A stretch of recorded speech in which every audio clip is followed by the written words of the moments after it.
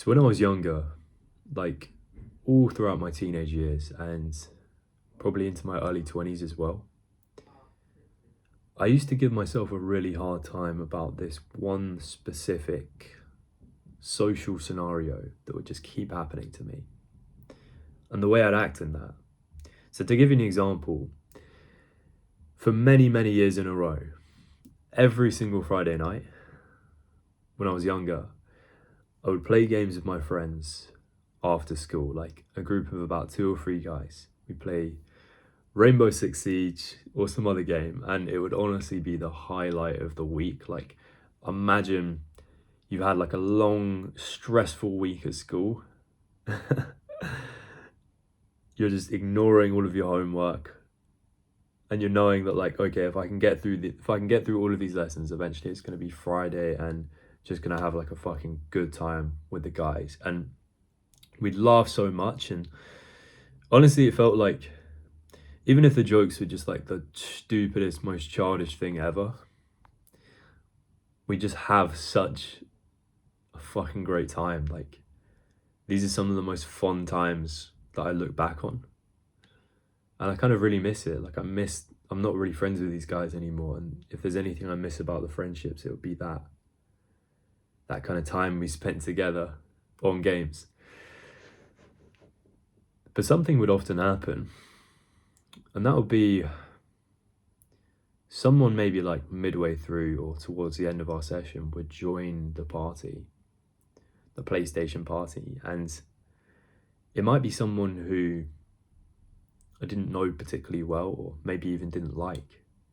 Because the way it was when I was in school, it was like I was kind of part of like a larger extended circle, and sometimes this is how it is. You just don't like half the guys in the group, or they're kind of like, I was in a friendship group, I've talked about this a lot, where it was just the whole culture revolved around like bullying each other and like ridiculing other people to like climb the social ladder. So the chances are I didn't even really like this person. But as soon as that person joined the call, I would go from being the most loud, energetic version of myself, unafraid to say anything, zero hesitation between like my brain and my mouth,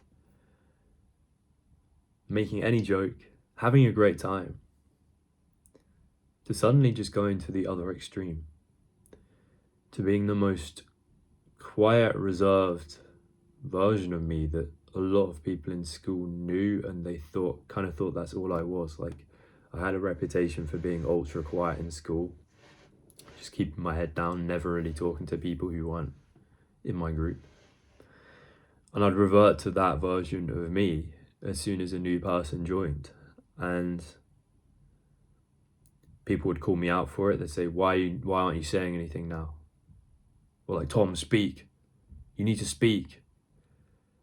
And that didn't make it easier to speak. It didn't suddenly cure me or cause me to have a fun time. And this was just a situation that kept recurring, like it kept popping back up. Often in different scenarios as well. Like, I mean, it could be like hanging out with my friends at lunchtime. They've got like a friend from another class, and suddenly I go from being quite involved to just being on the edge of the conversation and not really feeling comfortable saying anything. Whether I actually think I care about this person's opinion or not doesn't really feel relevant. It's just, I just feel like I've been thrown off. It even happened to me last week.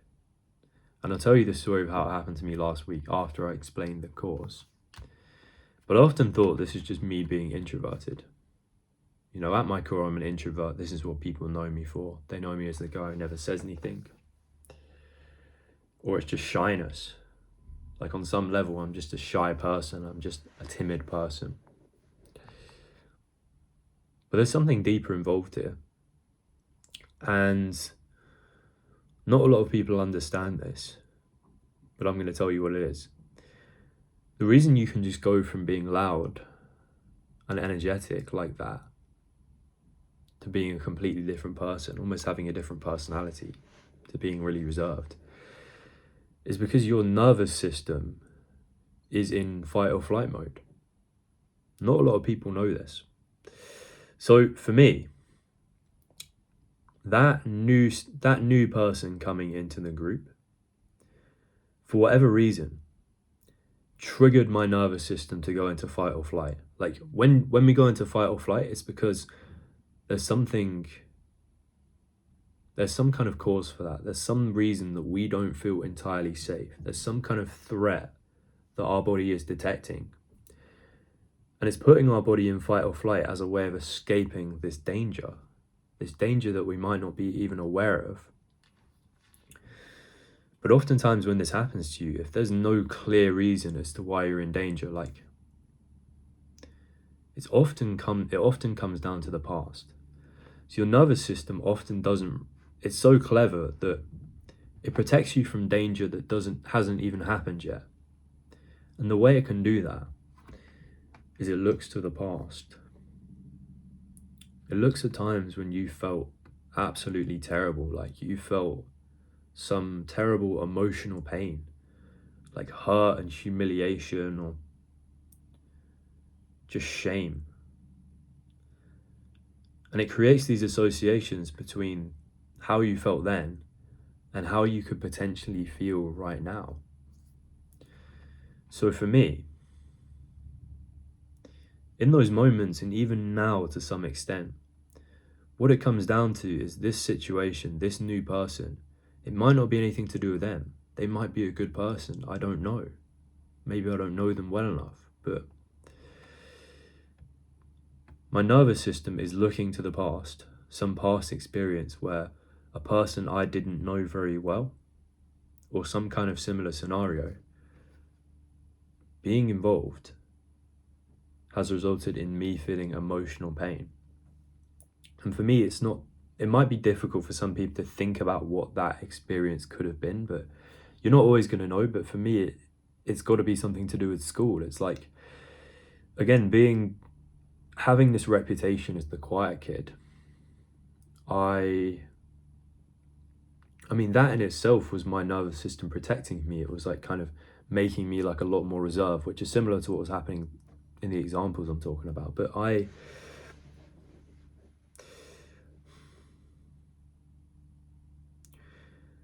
definitely had experiences in school where it felt like people I didn't even know that well were so quick to judge me, so quick to determine that I was a certain type of person, or that I was someone that they could have power over.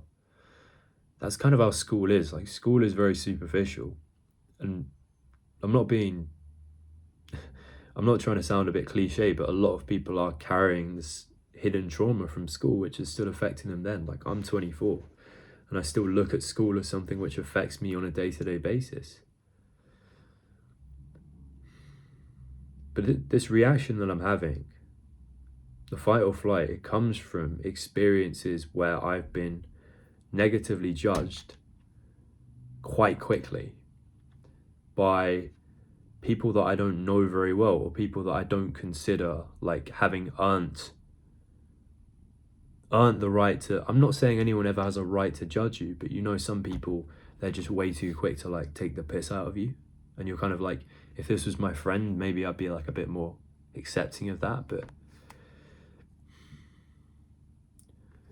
you see where I'm going with this. So it's us reacting to the past, and when my nervous system is fired up, like, everyone has a different reaction, but for me, I do tend to just become really reserved.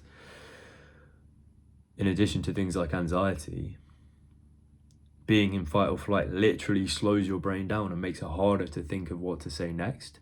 So that's why it kind of feels like you can go from being willing to say anything and you're having fun to now your body's literally just trying to protect you from danger and keep you alive.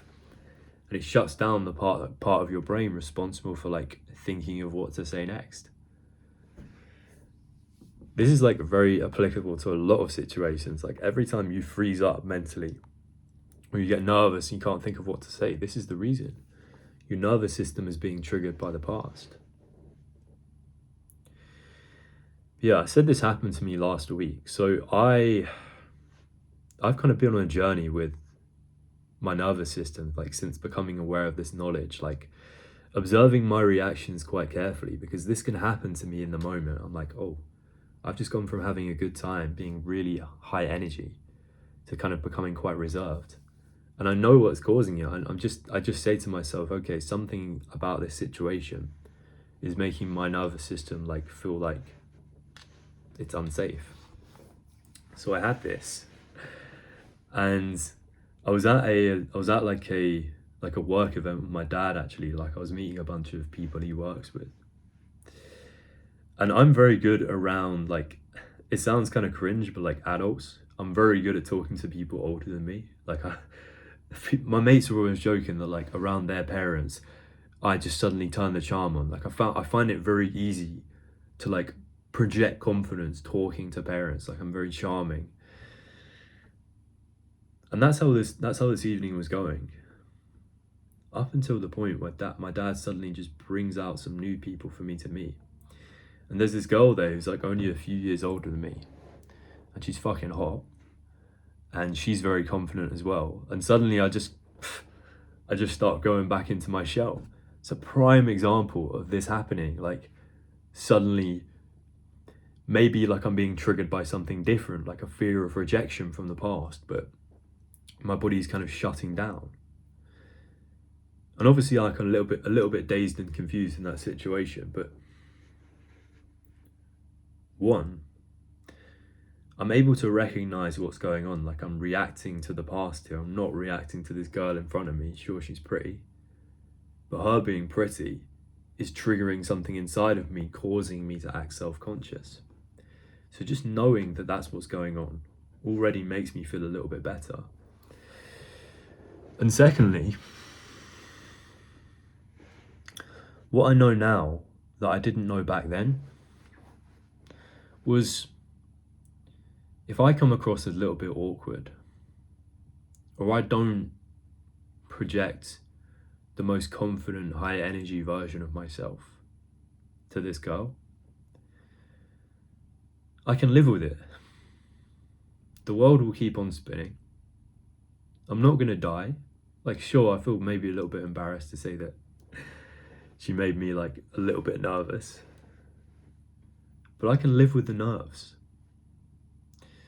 Because outside of a few ways you can kind of calm your nervous system down, which I talk about in other videos, go check them out. One of the solutions to this is just knowing that you can do it scared. Like, building evidence, going through these experiences whilst scared, whilst being aware of like what the true cause is, which stops your brain from like spiraling out of control. But also just knowing that like, okay, I can feel these nerves in my body.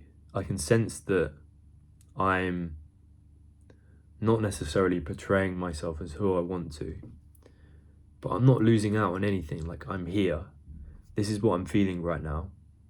I'm just going to make the best of it. It sounds like a simple explanation, but it's like just observing the feelings in your body, or observing like your nervous system in this state. Maybe you're a little bit tense, anxious, but telling yourself that I'm fine, I'm not in any real danger here. I'm nervous, but that doesn't necessarily mean, doesn't have to have like a negative implication. And I'm gonna survive, you know, whatever happens. I'm good. Specifically with girls and shit, like I've like been on a journey with like learning to approach girls, like having been like a very shy guy who didn't spend a lot of time around girls. I've been on my own journey, like literally forcing myself to approach lots of girls. And 90% of the time that it's gone really well, I've actually started off like really nervous, just like a bag of nerves. But that's what I mean. It's like building evidence that you're not going to be 100% confident all the time. You're not going to be like, sometimes you may come across as like a little bit shy or even a little bit awkward, but you're fucking fine, man. You're going to live. And you've kind of proven to yourself that you can do it scared. Yeah, I'm going to end this video here. That's all I've got to say. Take care.